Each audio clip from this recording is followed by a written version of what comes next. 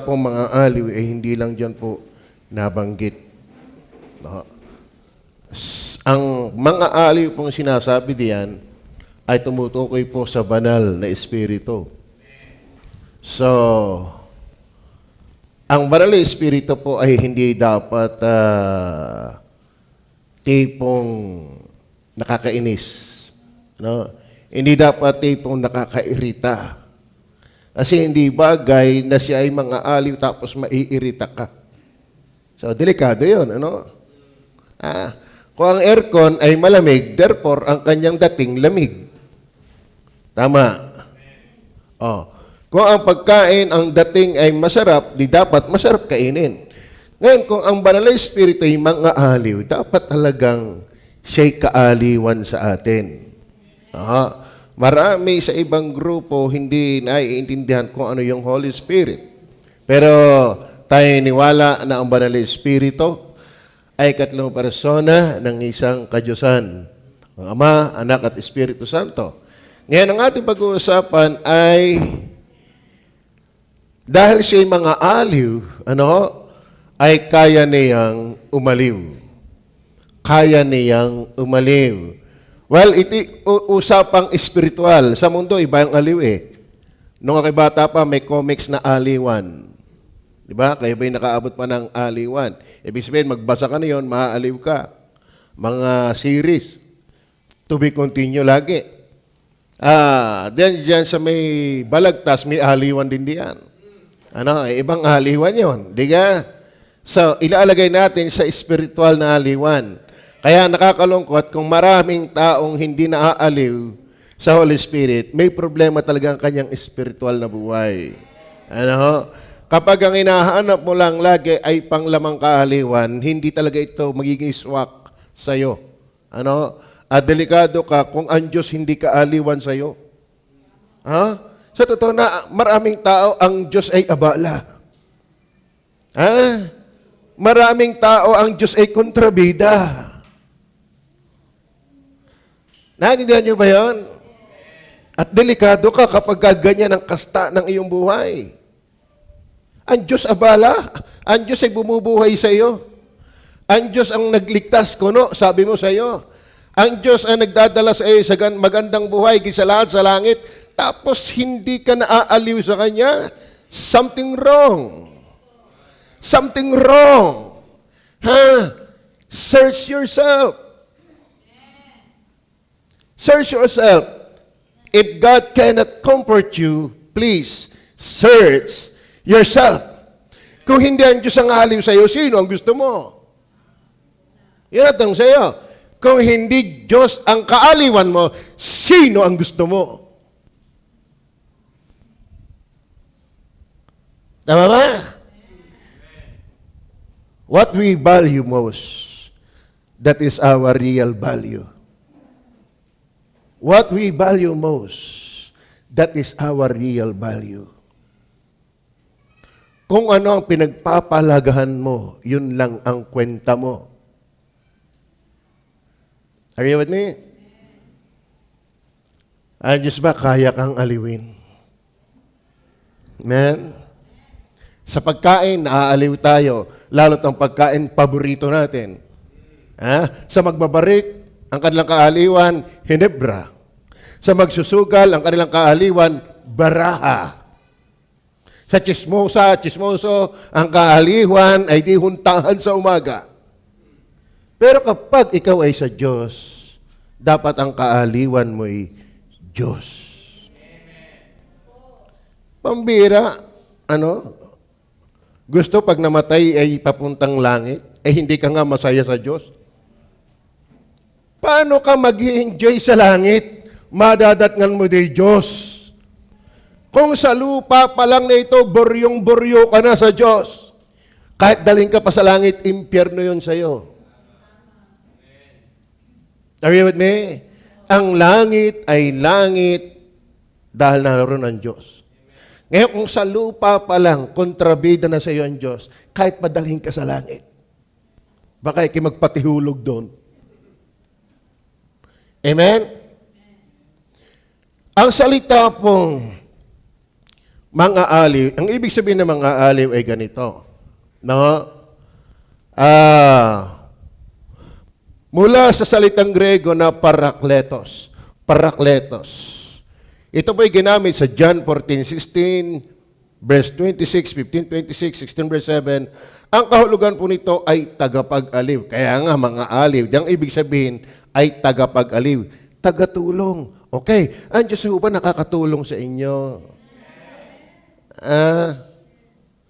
Okay, ano pa?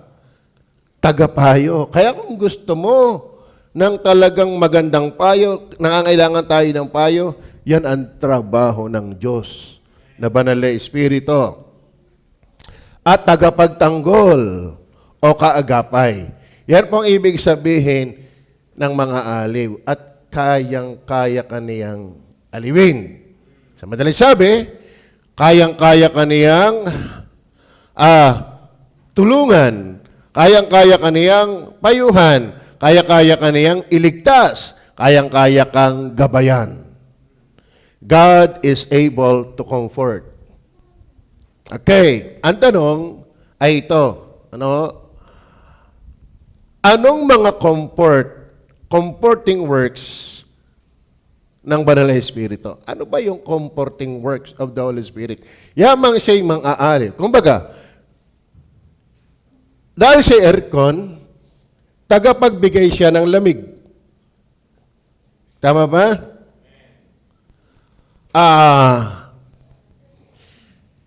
Kung siya'y makina, nagpapaandar siya ng isang sasakyan. Kung siya'y comforter, ano yung kaya niyang ibigay na comfort? Yan ang ating pag-uusapan. Ano ang kaya niyang itulong? Kaya niyang ipayo?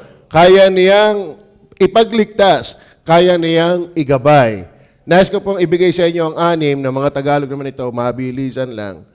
Una, isa sa kanyang ibinibigay na aliw ay ang kanyang pagtira. Okay. Basahin po natin ang verse 16 and 17. Ano sabi ng verse 16 and 17? Ganito po yan. At ako'y dadalangin sa Ama at kayo'y bibigyan niya ng ibang mga aliw upang siyang sumainyo magpakailanman. Upang siya'y sumainyo. Sa English natin ay upang tumira. Verse 17. Sa mga tudbagay ang Espiritu ng katotohanan na hindi matatanggap ng salibutan sapagkat hindi nito siya nakikita, ni naikilala man siya, siya'y makikilala niyo. Bakit? Sapagkat siya ay tumatahan sa inyo at sa inyo. Isa sa comfort na kayang gawin ng Holy Spirit ay ang kanyang pagtira. Comfort ba yun? Bakit? Itaas mo uli ang pala, wag na. Sa makatwid bagay ang Espiritu ng katotohanan na hindi matatanggap ng sanglibutan. Alam mo kung bakit ang mundo natin magulo? Walang nakatirang Holy Spirit.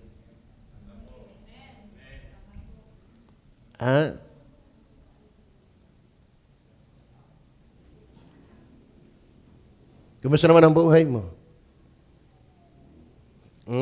Kung may Holy Spirit ka naman, sana'y maganda na. Ano? Hindi matatanggap ng salitang hindi. Sapagkat hindi nito nakikita, ni naikilala man siya, siya'y naikilala niyo. Sinong ninyo? Yung tinitirihan niya, sapagkat siya'y tumataas sa inyo. Pastor, meron bang kaaliwan sa buhay na tinitirhan ng Holy Spirit? Ito po yung kaaliwan, mga kapatid. Tingnan niyo po Roma 8:9. Roma 8:9. Ito po yung comfort dyan. Sabi, datapwat kayo'y wala sa laman, kundi nasa Espiritu. Kung gayo'y tumitira sa inyong Espiritu ng Diyos. So, yun ang sinasabi, tumataas sa inyo. Anong aliw meron doon? Datapwat kung ang sino may walang Espiritu ni Kristo, siya'y hindi sa Kanya. So, anong aliw dyan? God is able to comfort, that is indwelling of the Holy Spirit. Anong aliw doon? Matitiyak mo palang ikaw ay sa Diyos pag may Holy Spirit ka. Ibig sabihin, isang kaaliwan na nagagawa ng Holy Spirit, yung kanyang pagtira, ang idea lang na yan, kapag wala kang Holy Spirit, hindi ka sa Kanya. Kaya wag ko kayong maniwalang lahat ay sa Diyos. Yung mga ganyang naniniwala lahat ay sa Diyos, wala hong pamantayan yan. Walang basihan yan. Kanya lang kuro-kuro, haka-haka. Siguro Japanese yun. Karak, kuro-kuro at haka-haka. Pero ang Bible po may tahasang sinabi, kapag wala ang Espiritu ni Kristo, hindi sa Kanya. Ay, wag ko kayong maniwalang lahat ng relihiyon ay sa Diyos. Alam mo kung lahat ay sa Diyos, wala hong nakauwan ng flood control. Dapat yung company ni Mac-S hindi involved. Wala nang rape. Wala nang bisyo. Wala dapat pa-impyerno kung lahat ay sa Diyos. Hindi na dapat nabayubay sa krus si Kristo para magkatawang tao, para iligtas tayong makasalanan. Kung lahat naman palay sa Diyos. Kaya tatandaan ninyo, hindi lahat sa Diyos. Malayan, magpakatuto ka lang sa sarili mo. Alam mo namang hindi ka rin sa Diyos eh. Ano kay wala pa sa Diyos, aminado ako. Ay para akong tambutso. Kulang sa akin ang 2 kaha maghapon. Lahat ng sugal, halos ay alam ko. Kung wala nga si Jesus, nasaan na kaya ako?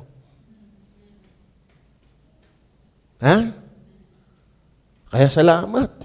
May Holy Spirit, what a comfort for me na ako'y may Holy Spirit. Amen? Isang aliwan yun. Tignan pa, verse 14 hanggang 16. Tuloy natin, same chapter, verse 14 to 16. Ganito sabi, sapagkat ang lahat ng mga pinapatnubayan ng Espiritu ng Diyos, paano kung papatnubayan kung wala nakatira? Ayan ang sabi, ay sila ang mga anak ng Diyos. Ibig sabihin, kung wala kang Holy Spirit, hindi ka pinapatnubayan ng Holy Spirit, huwag kang umangking anak ka ng Diyos. Yan ang comfort. Kaya ba anak na ng Diyos? Anong dahilan? Ako'y mabait. Ako'y may relihiyon. Hindi yan ang basihan. Amen? Kaya mga batid, sana tiyak mong may Holy Spirit ka. Kahit magpagulong-gulong ka dyan, magpatiha-tihaya, hindi mo kayang patunayang iki-anak ng Diyos hanggat wala kang Holy Spirit. Kaya God is able to comfort.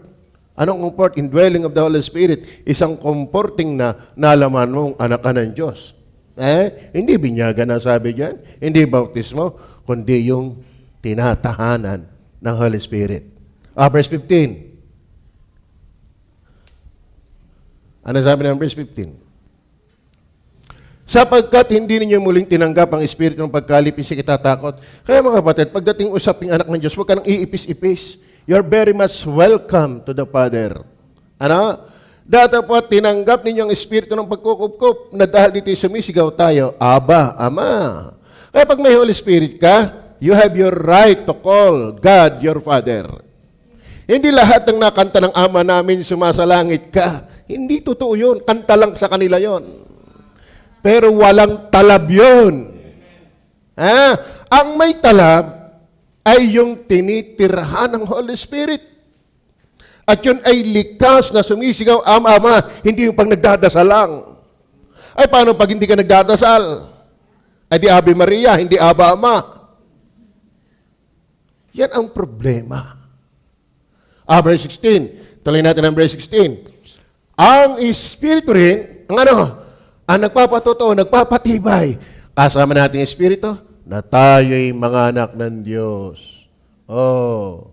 Kaya kung wala kang Holy Spirit, wala kang patotoo na anak ng Diyos. kahit may membro ng sikat na reliyon, kahit may tingin mo mabait na tao, kahit may mayaman, kahit may edukado, hindi yun ang usapan. Ang nagpapatibay ni anak ng Diyos ay ang banal na Espiritu. Kaya yun ang talagang pangunahing comfort. Amen? Oh, kayo ba'y masaya? Kayo ba'y anak na ng Diyos? Anong dahilan? Holy Spirit. In fact, hindi ka mananampalataya kay Kristo kung walang Holy Spirit. Bakit? Kamangmanga ng cross sa kanila na nangapapahamak. Tingnan po, Efeso 1 verse 13 and 14. Okay, salamat sa mga nanonood dati sa TikTok. Pangsama kayo. Nasa kanya'y kayo rin naman. Pagkarinig ng aral ng katotohanan, ha? Tingnan, inyong limi-limiin. Ano? Paano mo ba malalaman na ang aral ay katotohanan? Kasi ang dami ngayong mga ngaral. Naglipa na yan sa YouTube, naglipa na yan sa Facebook, naglipa na yan sa radio. Ang daming mga ngaral, hindi babago yan. Matagal na. Kaya nga magbabangon ang mga bulaang mga ngaral, bulaang propeta, ultimong bulaang Kristo, bulaang iglesia, bulaang ebanghelyo. Magbabangonan yan. Paano mo malalaman ang aral ng katotohanan? Ng ebanghelyo, ng inyong kaligtasan, dapat dadalhin ka doon sa kaligtasan. Para masabing aral ng katotohanan, ebanghelyo ng inyong kaligtasan. Kaya dapat din malaman ninyo ang ebanghelyo. Hindi kada ebanghelyo. Dapat ang ebanghelyo magdadala sa iyo sa kaligtasan. Ang pangangaral hindi magdadala sa iyo na tiyak mong anak ka ng Diyos. Hindi ang comfort. Disgrasya yan.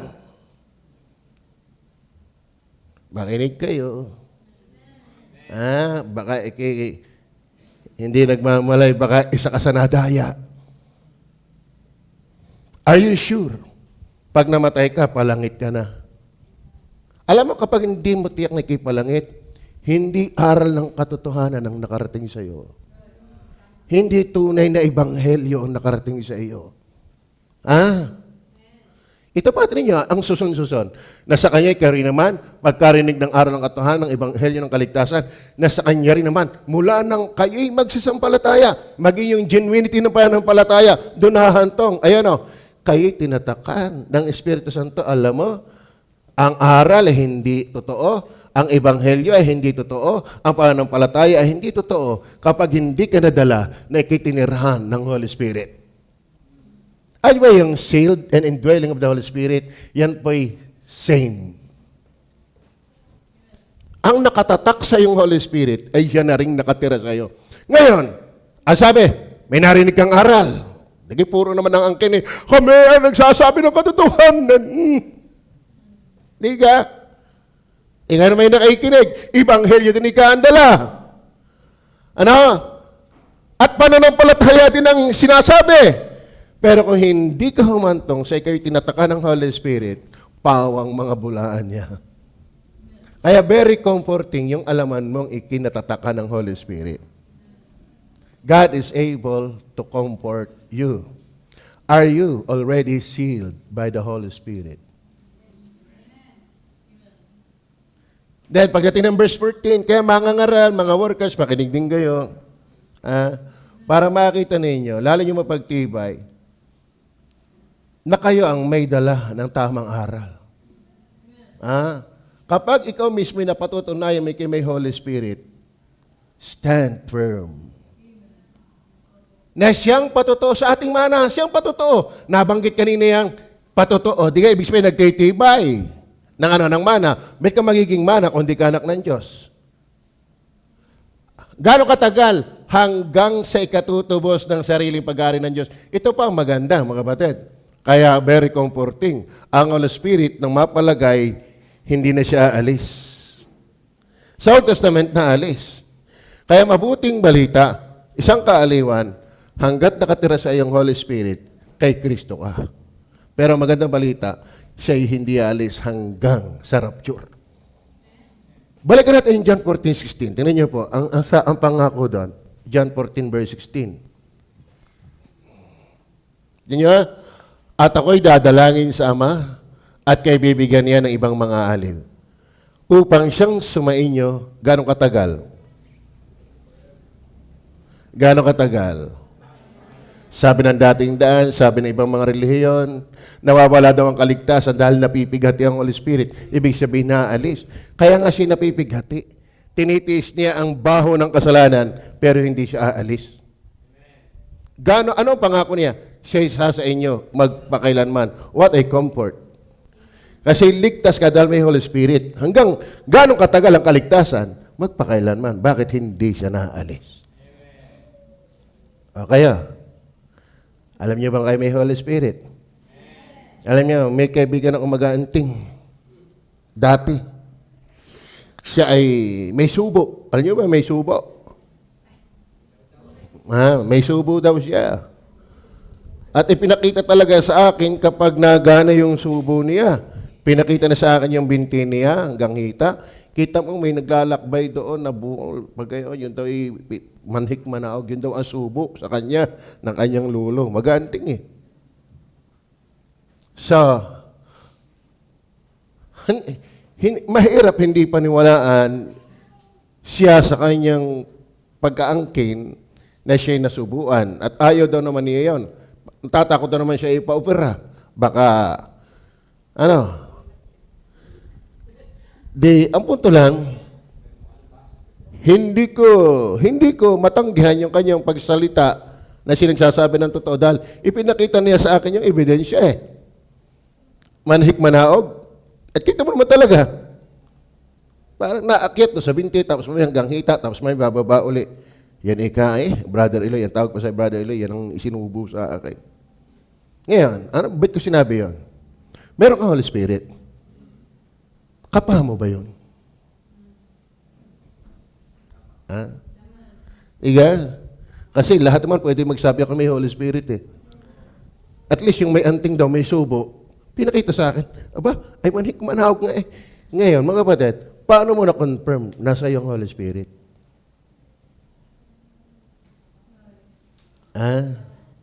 Kasi very comforting truth, factor, na tayo may Holy Spirit. Bakit? Kung wala kang Espiritu ni Kristo, hindi ka sa Kanya. Ngayon, ang tanong, paano mo nalaman?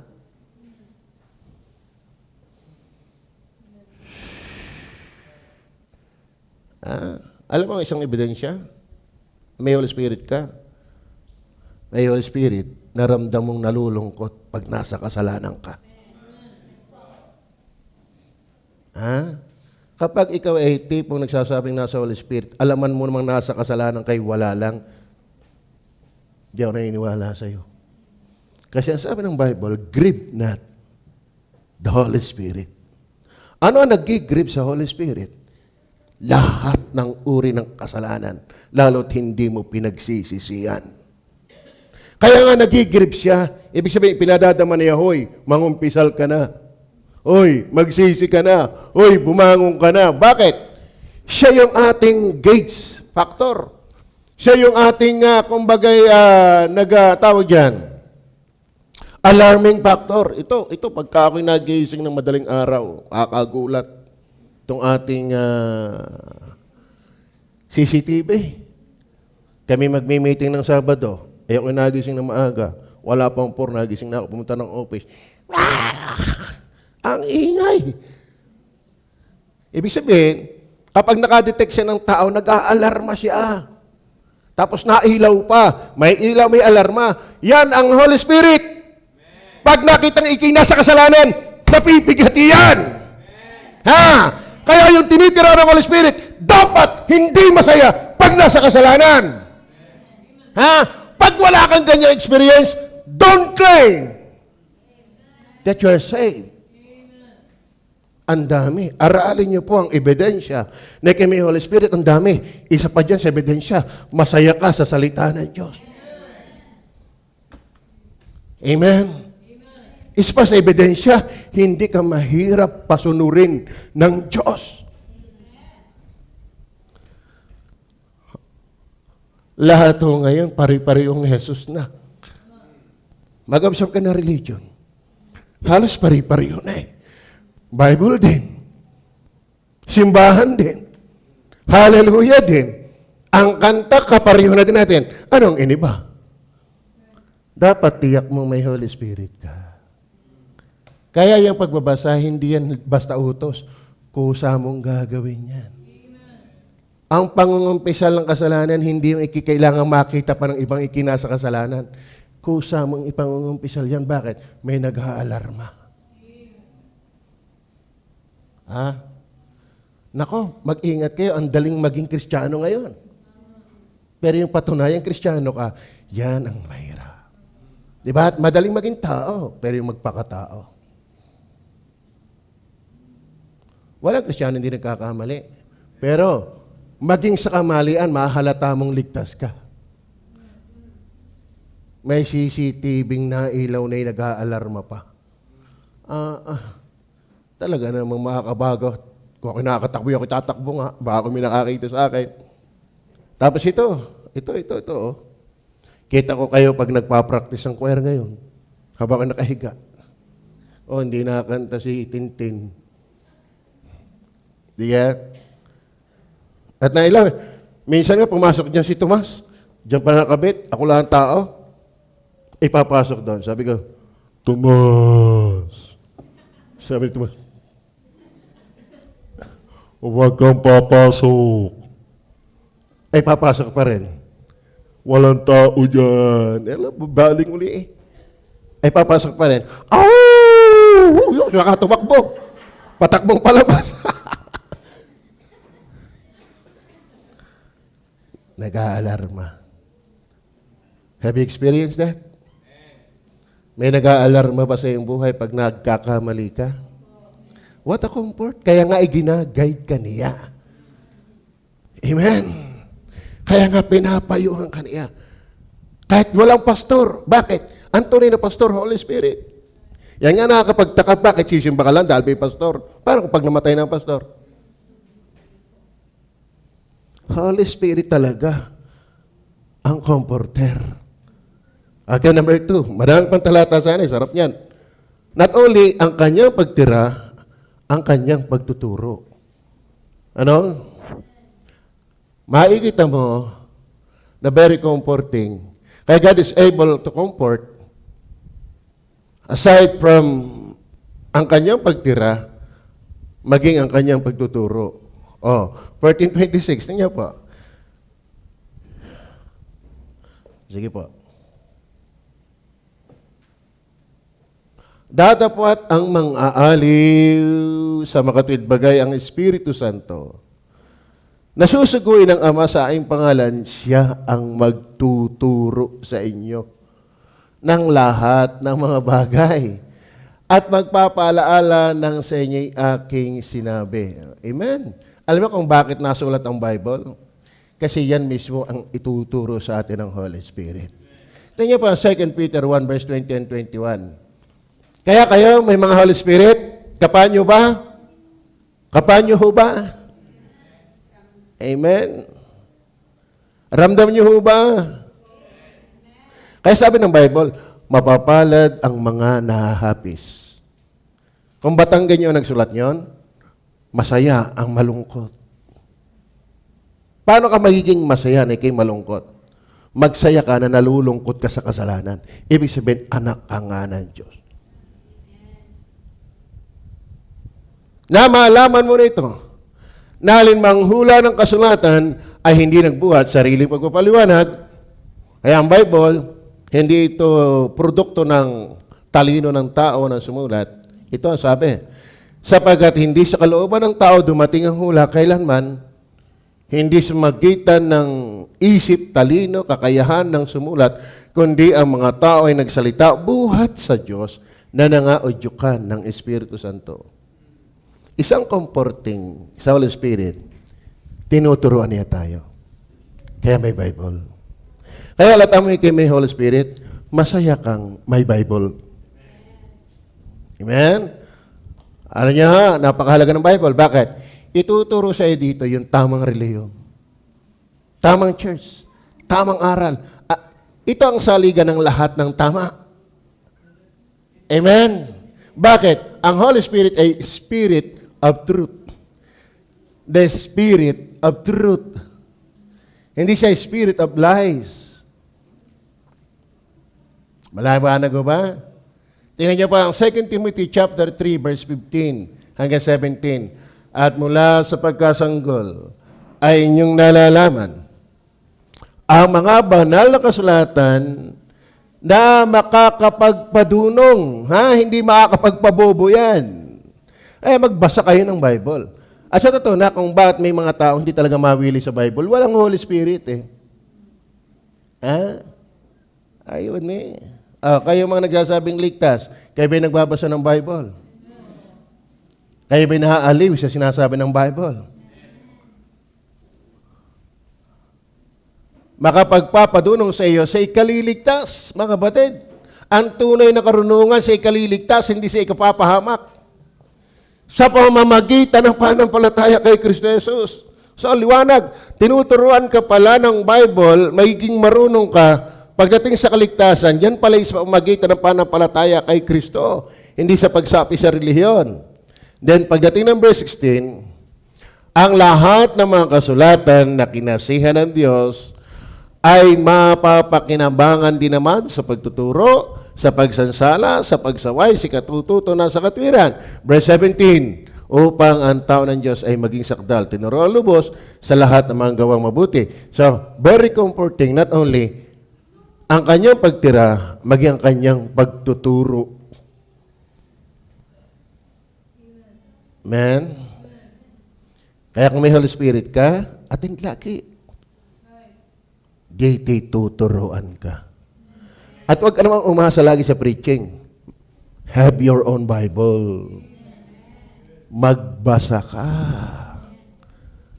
Way back 1986, September 3, by the month, before December of that year, natapos ko po ang Bible 7 times. Kaya, ang dami ko nang katapos ang Bible. Hanggang ngayon nagbabasa pa ako. Alam mo, kaya ko ituwa ako. Ako'y may Holy Spirit talaga. I enjoy the Bible. Amen? At mahirap talagang asahan, matuto ang walang Holy Spirit. Mahirap talaga. In fact, hindi mahirap. Imposible. Hindi siya matatanggap ng sanlibutan. Kayo ba bago maglinggo nagbasa ng Bible? Amen. Yan ba'y utos o kailangan? So very comforting yun. Ano ang layunin? Upang ang tao ng Diyos ay maging matured. Tinuruang lubos sa lahat ng mga gawang mabuti. Ang Bible hindi katuturuan ng masama. Ngayon, ang tanong, ba't ang ginagawa natin di ayos? Di ka nga naturuan. Pero may alarming work ang Holy Spirit. Kapag hindi tayo nabubuhay ay sa kanyang turo, ngangaw-ngaw yan.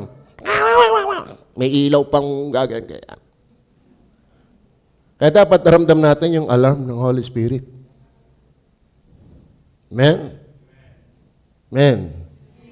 Kaya number 3, John 15 verse 26. Ano sabi ng Bible? Datapat pagparito ng mga aliw na aking susuguin sa inyo mula sa Ama, sa makatwid bagay ang Espiritu ng katotohanan na nagbubuhat sa Ama ay siyang magpapatotoo sa akin. Ayun mga batid, hindi sa pag-aaral na kukuha talaga ang galing. Ang Holy Spirit talaga ang magpapatotoo kung sino si Jesus. Amen? Kaya tayo ay naunawaan natin si Jesus lang ang tagapagligtas. Si Jesus lang ang daan. Si Jesus ay Diyos. Siya nagtayo ng gaya. Ang dami nating naintindihan kay Jesus dahil ang Holy Spirit. Siya nagpapatunay. What a comfort. Kasi ang daming relihiyon ngayon, hindi kilala si Jesus. Ang susi ng bagong buhay, kaya't kung sino man na kay Kristo, siya'y bagong nilalang. Ang pagbabago na kay Kristo. Pero ang nagpapakilala kay Kristo ay Holy Spirit. Tama ba? Wala kang tumpak, wala kang tiyak na pagkaunawa kung sino si Jesus kung wala ang Holy Spirit. At siya pa yung nagpapatunay. Siya yung nagpapatibay ng pagkakilala sa Kanya. At alam niyo ba, ang pagkakilala sa Kanya, more than head knowledge. Ang ginagamit diyang pagkakilala kay Kristo ay relationship. Ibig sabihin, habang natagal, hindi tayo nayabang. Kapag ikaw ay natagal ay nayabang, mundong karunungan ang alaman mo. Ang karunungang ibinibigay ng Holy Spirit, nagpapaliit ng tingin sa sarili. Are you with me? Kapag ang laki ng tingin mo sa iyong sarili habang natagal, search the Spirit. Meron ka. Kaya nga sabi ni 1 John chapter 4 verse 1. Tingnan po sabi. 1 John chapter 4. Ano sabi diyan? Mga minamahal, huwag tayo magsipaniwala sa bawat espiritu. Kundi nyo subukan ang mga espiritu kung sila'y sa Diyos. Sapagkat marami nagsilitaw na mga bulaang propeta sa sanglibutan. Oy, magaling na yung sinisiyasat. Kaya tayo napipik eh. Bumili ng 500. Hindi mo alam, fake pala yung 500. Dapat siniyasat mo muna. 1,000, fake pala. Hindi lahat ng nakinang ginto. Kala mo, ginto. Kaya hindi din nagsasabing, anak ng Diyos yan. Alam niyo mga kapatid, very powerful ang Holy Spirit.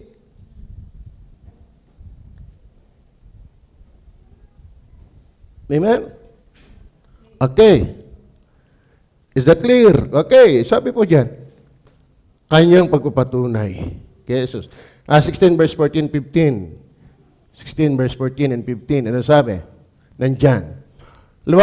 Luluwalhatiin niya ako. Sabi ng Holy Spirit, yung mga aliw na ibibigay, luluwalhatiin. Kaya mga kapatid, ang may Holy Spirit ni Kristo, hindi luluwalhatiin tao.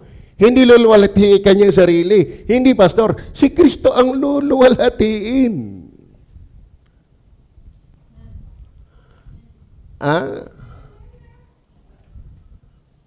Kaya yung natagal ay naasbag. Malaking problema niyan. Amen?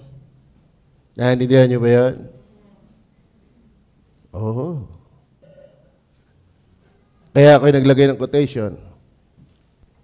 Nung ako'y nagtuturo sa ating online, galing ka ng ating pag-aaral na yun. Kung kailan nakakasubaybay, parang Bible School yun eh. Ang tunay nakakakita ng biyaya, habang natagal, nalulusaw ang tingin sa sarili. Si Pablo nga eh. Ako'y ako dahil sa biyaya ng Diyos. Bagaman hindi ako naging huli sa lahat ng mga apostol, ganyan may hindi ako, kundi ang biyaya ng Diyos na sumasa akin. Ano pa sabi ni Pablo? Ako ang pangulo sa lahat ng mga kasalanan. Kaya sinabi ko, wag nating agawan si Kristo ng trono. Si Pablo ang ating agawan ng trono. Anong trono ni Pablo? Ako ang pangulo sa mga kasalanan. Doon tayo magagawan. Amen? Sabihin natin, ako Pablo, ako ang pinakamakasalanan. Ako. Yun ang magandang pag-agawan. Amen? Lulatinin niya ako sapagkat kukuha siya na sa akin at sa inyo ipahayag. Then ituloy po natin, verse 15. Ang lahat ng mga bagay nasa may akin, kaya sinabi ko na siya'y kukuha na sa akin at sa inyo ipahayag. Kaya ang nagpapakilala talaga ng Holy Spirit, ng Panginoong Hesus na tumpak at tiyak, hindi yung galing naming mag-preach. Dahil ang Kristo'y kamangmangan sa kanila na nangapapahamak. Pero ito'y pinahayag sa atin sa magitan ng banal na Espiritu. Okay. Maliwanag ko ba? Ang kanyang pagtira, ang kanyang pagtuturo, ang kanyang pagpapatunay kay Kristo. Number 4, ang kanyang pagbibigay kapangyarihan. Verse 27, yun po yung kaaliwan. At kayo naman ay magpapatotoo sapagkat kayo nangakasama ko sa buhat pa ng una. Kayo ay magpapatunay. Then, yung pagpapatunay, cross reference po niyan, ay Acts. Acts 1:8. Datapwat tatanggapin ninyo ang kapangyarihan pagdating sa inyo ng Espiritu Santo at kayo magiging mga saksi ko sa Jerusalem at sa buong Judea at sa Maria hanggang sa kauli-uliang hanggan ng lupa. Mga kapatid, kaya pala merong kapangyarihan, may authority at saka may bisa ang pangaral, hindi sa galing ko, hindi sa galing ng sino man.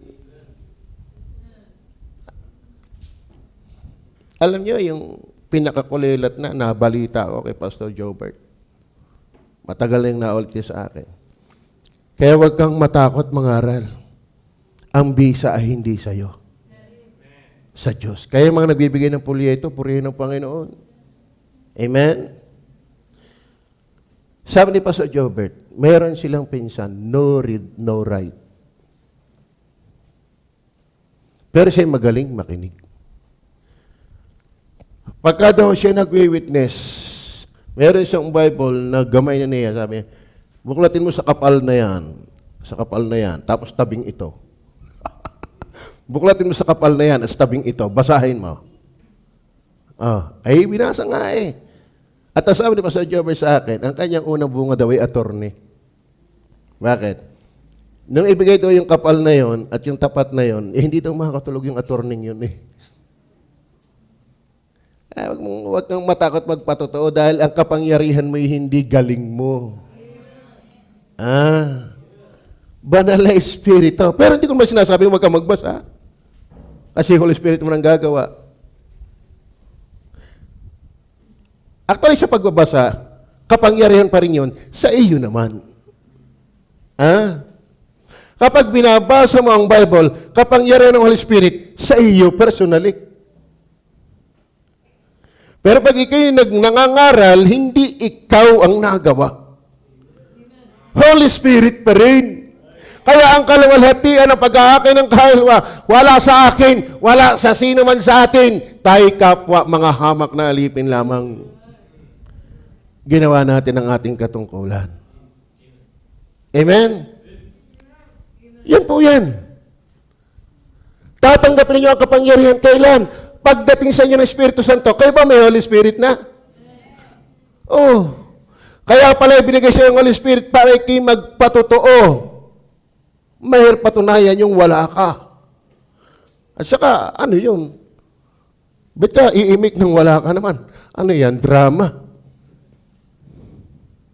Mahirap yun. Sa totoo na, maraming preacher ngayon, parang tunay. Pero empty yan kapag walang Holy Spirit. Okay, number, 5 na tayo. Yes. Ito pa maganda. 16:8 to 11. 16:8 to 11. Okay. At siya, pagparito niya, ay kanyang susumbatan ang sanglibutan tungkol sa kasalanan, sa katwiran, at sa paghatol. Alam niyo ang gawa ng Holy Spirit? Isa palang aliw, yung sumbat. Saan susumbatan? Sa kasalanan. Kung yung mga taong wala pa ang Holy Spirit susumbatan na, di lalo ka namang tinitirahan na.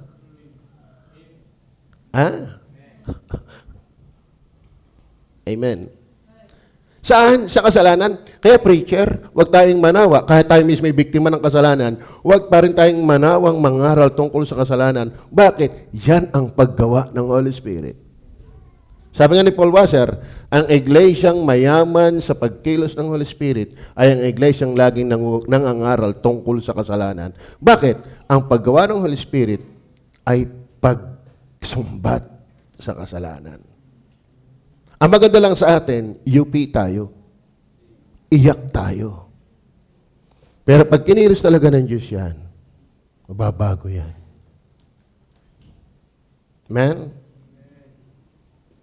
Ang kanyang pagsumbat sa kasalanan. Ano pa? Saan tayo susumbatan?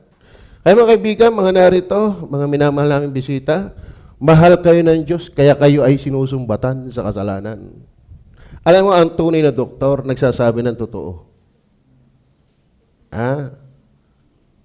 Halimbawa, ikaw ay isang pasyente. Dok, ano ba ang sakit ko? Halimbawa, malala na pala. Hindi siya magpapaipis-ipis. Neng, Toy, ate, medyo mag-ingat ka.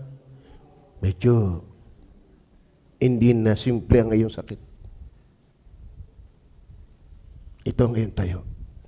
Stage 4. Tama ba? Alam mo, Holy Spirit, sa inyo nakikinig, hindi na maganda ang iyong tayo. Pa-impyerno ka na pag namatay.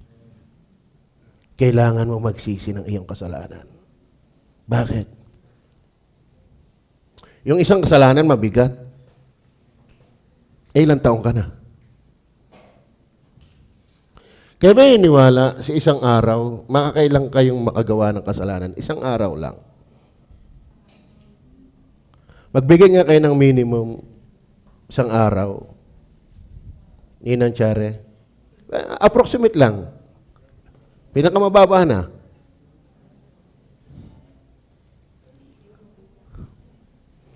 Alam niyo sa Bible, pag pinatulan natin ng Bible, walang segundong hindi tayo nagkakasala. How many seconds in a day? Ang mga mathematician, sa isang oras, ilang seconds?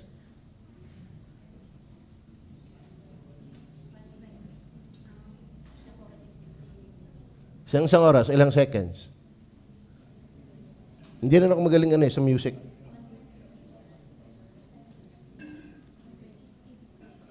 Tayo nyo windang na kayo. Ha?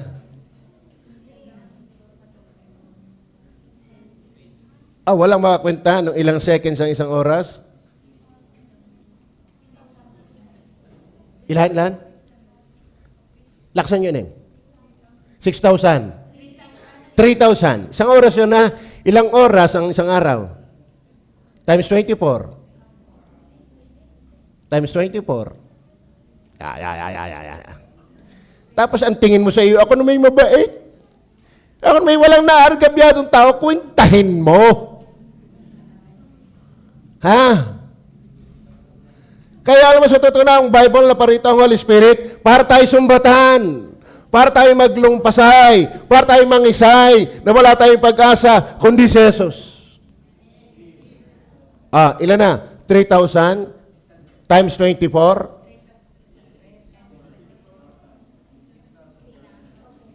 Ilan? 6,000? 6,400. 86,400. Isang araw. Isang linggo.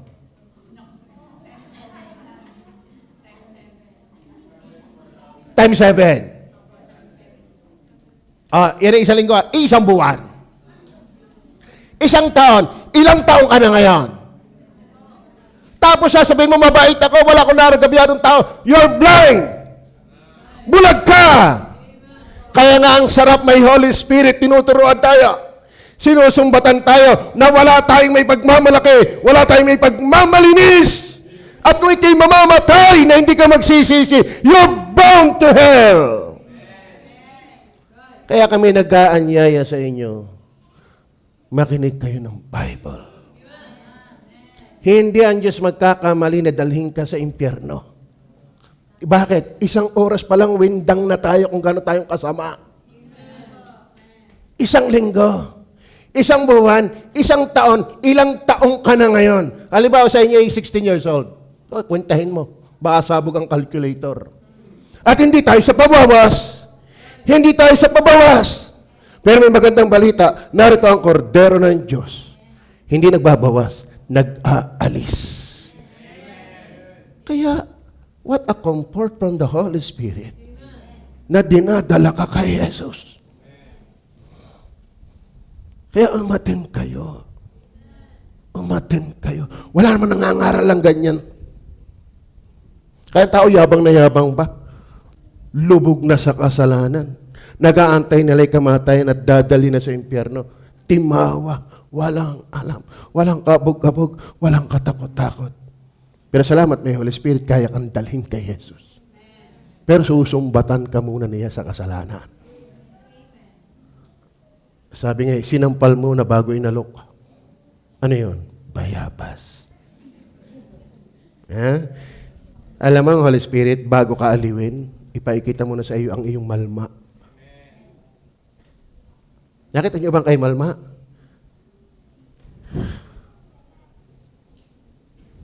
Nakwenta niyo na? 600? 4,000 sa isang linggo. 600, 4,000 sa isang linggo. Isang buwan. Isang taon. Ilang taon ka na. At mind you, hanggat wala ka kay Kristo, yan ay sa paragdag. Kaya huwag kayong magtaka, mundo natin ay magulo. Bakit? Hindi naman ito sa paahon, sa palubog. Kaya kayong mga anak ng Diyos, be active. Gamitin natin ang media. Huwag lang tayo comment ng comment. Para yung nabasa ko no, hindi pa nabuto, sabi ni Amy Marcos, walang karapatang magreklamo ang hindi rehistrado. Kaya ako'y nagpilit magparehistro. Ay, comment ako ng comment. Ngayon, nakita ko ng kalagayan. Ikaw ang may tagapagligtas. Comment ka lang ng comment. Are you active? Minsan naman yung comment mo, hindi na nakakatulong. Ang ilagay mo, Word of God. Salita ng Diyos. Christ is the way, not you. Christ is the solution. Nothing but the blood of Jesus. Hindi yung comment ng bibig mo, nagpapabigat lang lalo yan. Ang ibigay mo, si Kristo. Sa media mo, sa Facebook mo, sa Messenger mo, sa TikTok mo, ibigay mo si Jesus. Amen. If Christ is the only solution, guided by the Holy Spirit, share Him. Number 6. Number 6 na nga. Last. Ang kanyang paggabay sa katotohanan. Kaya maraming tao napapunta sa maling relihiyon, walang Holy Spirit. Amen. Kaya very comforting. Kaya kayo mga young people na nandito ngayon, magpasalamat kayo. Dahil may nag-invite sa inyo, may Holy Spirit. Ang taong may Holy Spirit, yamang ang Holy Spirit nakatira sa kanya, dadalhin ka niyan sa katotohanan. Ano sabi ng John 16:13? Nandiyan pa ba kayo? Hanggang 10:10 po ako. 16:13.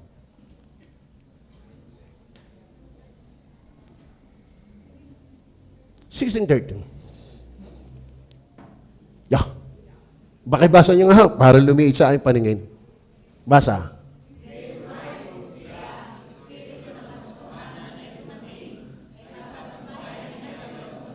Ano sabi? Papatnubayan niya kay saan? Yun, okay na. Nabasa natin. Sa buo, hindi sa ilan. Hindi sa kalahati. Sa buo. Kaya kung may Holy Spirit ka, tiyak nasa katotohanan ka na. Bakit? He Himself is the truth. Kaya kung siya nasa iyo, ba't ka naman dadalhin niya sa mula maling relihiyon? Kaya may mga tao may maling relihiyon kasi wala ngang Holy Spirit. Ngayon kung kayo may Holy Spirit, akayin mo yung ibang tao kay Kristo. Bakit? Siya rin ang katotohanan. Ang salita ng Diyos ay salita ng katotohanan. Actually, mga kapatid, ang malaman ng katotohanan ay sa pamagitan talaga ng Holy Spirit. Sa Senado, nanonood ba kayo ng Senate? Blue ribbon, natanggal na. Di ko alam yung mga padali dyan. Kaya nga, sabi nga ng isang komentarista, wag na nating ang alamin ay ako'y kay Marcos, ako'y kay Duterte. Ang ating palabasin, ano yung katotohanan? Kasi kalimitan, pag nayapakan yung bato mo, masasaktan ka. Vice versa. Pero ang ating pautawin, wag na yung kay Duterte, wag na yung kay Marcos. ano yung talagang totoo. Amen. Sino talaga ang sangkot sa blood throne? Pag kayo nanonood, meron kayong basa. Pero maganda yung napainggan ko ngayon. Alin ba talaga ang totoo? Pero medyo, pagdating sa kaligtasan, pagdating sa relihiyon, pagdating sa tamang pananampalataya, ang totoo, yung may Holy Spirit. Yung may Jesus Christ. Amen? Kaya, marami lang tayong papanigan. Okay, sa baptist, okay, sa garni. Ang ating tingnan, ano yung totoo? At malalaman mo ang totoo by the Holy Spirit. Bakit? Papatnubayan niya kayo. Sa totoo na ho, gumaling ka na ng pagpapaliwanag sa debate. Kung walang Holy Spirit, hindi talaga nila matatanggap, maunawa ang lubos, ang katotohanan. Work of the Holy Spirit yan. Ngayon, pinag-aawayan. Writer, inspiration. Holy Spirit is enough. In fact, the very author of the Bible is the Holy Spirit. Amen? Klaro ho ba? Sa aming mga bisita, very comforting ang ginagawa ng Diyos kapag may Holy Spirit. Bakit? Ang kanyang comfort, anong kanyang mga comfort? Ang kanyang pagtira, ang kanyang pagtuturo, ang kanyang pagpatnubay kay Kristo, ang kanyang pagbibigay ng kapangyarihan, ang kanyang pagsumbat sa kasalanan, ang kanyang paggabay sa katotohanan. Alisin mo yan, miserable ang iyong buhay. Alisin mo yan. Kayo ba'y masaya ngayong umaga? Yung totoo lang. Kaya nga sabi, the fruit of the Holy Spirit is love, joy. Man, hindi mo madudungkal ang joy sa dami ng pera. Sa iyong kapugian, kagandahan, sa iyong mga kaibigan. Bakit? Ang joy ay bunga ng Holy Spirit. Are you with me? Pray po tayo. Panginoon Diyos, nakakatuwa po ang iyong mga salita. Very